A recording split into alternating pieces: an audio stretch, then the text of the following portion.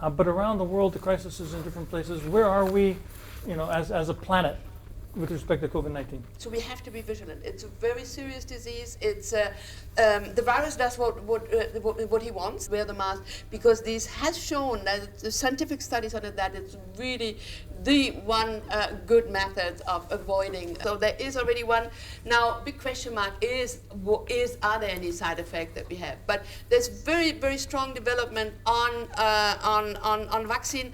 There's a lot of scientific studies also going on. It's going to be very hard for us to recover until we feel safe. This is affecting different countries, different sectors, and different people in very many different ways. If we want to transform our economy, we need to train these people for the jobs of the future. We need to help transform this healthcare sector to the healthcare that we need in the future, and so on. That applies to any sector. This crisis is hitting the poor more, not only economically. The pandemic is affecting so many things at the same time, like the supply, the demand, and also the logistics. I think eventually, the factories will be back with reduced capacity or with normal capacity.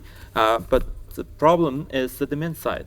Customers' behavior has changed in the past few months. The companies, those traditionally kind of very offline companies, they're trying to re-innovate, trying to summon the entrepreneurship among the company, trying to be young again. The most important thing to do after this, in the long term, is to do sourcing from multiple channels.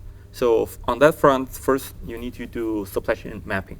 Now we've gone through the lockdown and we've realized that actually we can get quite a bit of stuff done remotely. And so what we're now in, after this time, we're in hybrid mode, where some people want to go back, others want to stay at home. What we've seen through the crisis is probably more of a centralization of decision making, but that's part of crisis management. You can use AI to keep people safe, to check. So there's those advantages. It serves as a tool to make better decisions, collaborative.